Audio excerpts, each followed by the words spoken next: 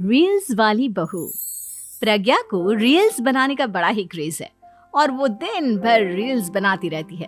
खाते पीते घूमते फिरते घर में कॉलेज में रील्स बनाने के कारण प्रज्ञा पूरे कॉलेज में हाईलाइटेड है। जहां उसकी रील्स सभी को पसंद आते हैं, वहीं मनीषा चिंता में डूबी रहती है। एक रोज जब खाते हुए प्रज्ञा रील्स बना रही होती है, तब मनीषा कहती है, 1 मिनट भी चैन नहीं है इस लड़की को। ये नहीं कि खाना तो आराम से खा ले, लेकिन नहीं, अरे थोड़ी देर रील्स नहीं बनाओगी तो आसमान नहीं टूट पड़ेगा। अरे मम्मी, इसी को तो कहते हैं डिटर्मिनेशन।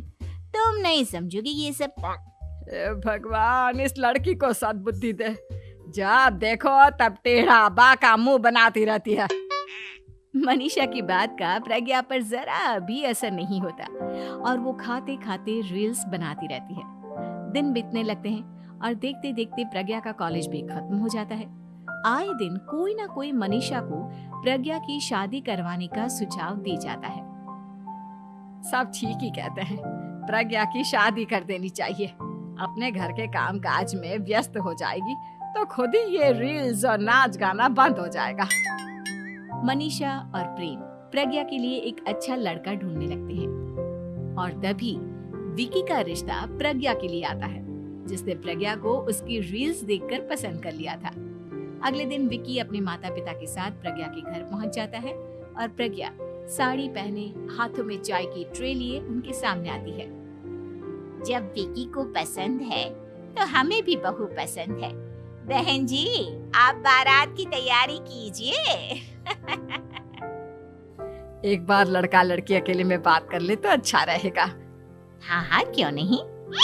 मनीषा विकी को प्रज्ञा के कमरे में भेजती है, जहां प्रज्ञा पहले से ही रील्स बना रही होती है। तभी विकी कहता है, आ गए आपके साजन जी। हमारे साथ ये रील्स कंप्लीट करती तो और भी अच्छा रहता। अच्छा जी, अब आ ही गए हैं तो बना ही लेती हूँ आपके साथ। दोनों मिलकर रील्स बनाते हैं। जब वी मीट और तुरंत पोस्ट भी कर देते हैं। फिर विकी कहता है, जब आप साड़ी में चाय लेकर आए तब मुझे लगा कि कहीं मैं गलत घर में तो नहीं आ गया। अब सही है। दोनों की शादी पक्की हो जाती है और शादी के दिन भी प्रज्ञा रील्स बनाने से चूकती नहीं। यहाँ तक कि बारात के समय भी नाचते हुए रील्स बनाती है। सभी लोग प्रज्ञा की तारीफ के पुल बांध देते हैं और प्रज्ञा नाचती गाती अपने ससुराल चली जाती है। सब कुछ अच्छा चल रहा होता है। प्रज्ञा यहाँ भी दिन भर हर चीज की रील्स बनाती रहती है। लेकिन कुछ दिनों के बाद जब सुनीता कहती है, बहू, ये रील्स के साथ साथ कुछ काम भी कर लिया करो। वैसे तुझे और क्या क्या बनाना आता है? मम्मी जी, वैसे तो सब कहते हैं कि मैं सब कुछ अच्छा बनाती हूँ, लेकिन मुझे लगता है कि मैं मैगी अच्छा बना लेती हूँ। हाँ, कॉफी भी अच्छा बना लेती हूँ और मुंह तो सबसे अच्छा बना लेती हूँ। हैं? अच्छा अच्छा। सुनीता अपना माथा पकड़ लेती है और कहती है, बहू, कुछ खाना बनाना भी सीख लेती। मम्मी जी, मैं लंबी प्लानिंग कर रही हूँ। जल्दी ही मैं इतनी फेमस हो जाऊंगी कि मुझे पैसे मिलने लगेंगे। हम दोनों सास बहू राज करेंगे, राज। नौकर काम करेंगे और लोगों की तो लाइन लगेगी हमसे मिलने के लिए। तेरा दिमाग खराब हो गया है क्या बहू? हंसी मजाक तक ठीक है, लेकिन इस तरह घर नहीं चलते। जितना जल्दी हो इस घर के तौर तरीकों को सीख लो।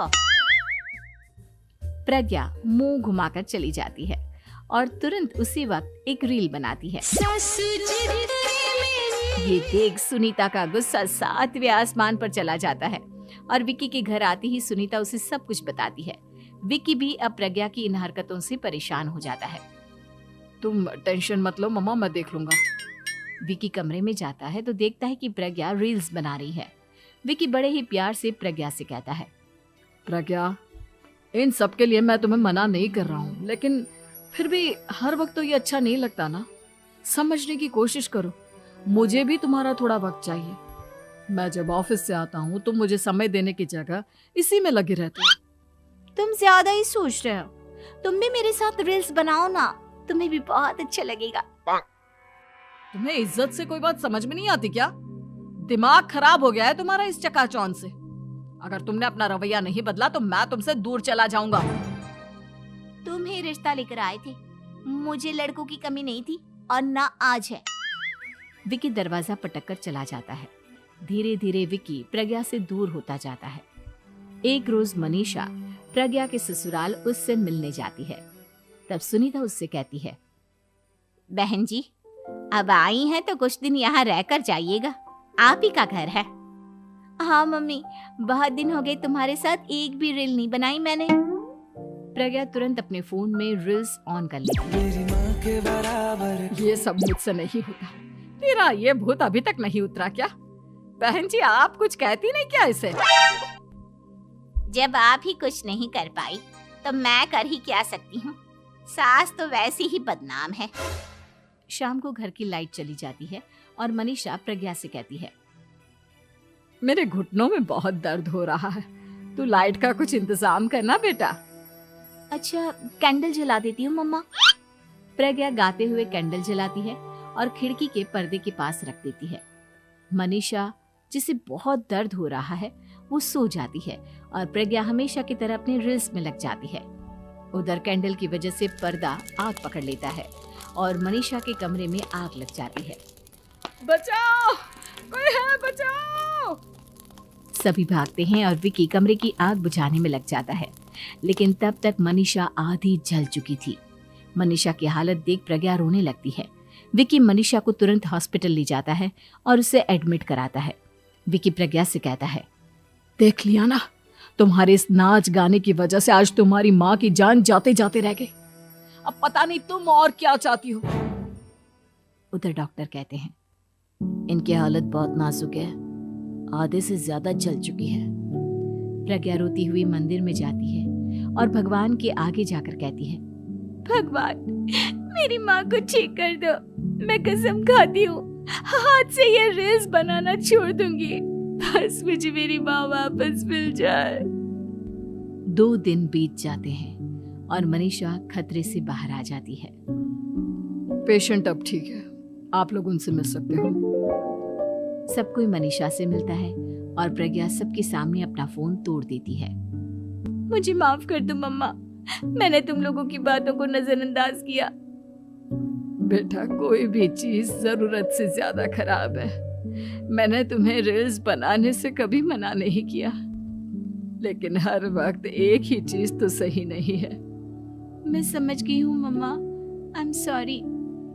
प्रज्ञा उस दिन से रील्स बनाना छोड़ देती है और पूरी तरह से अपने घर में लग जाती है।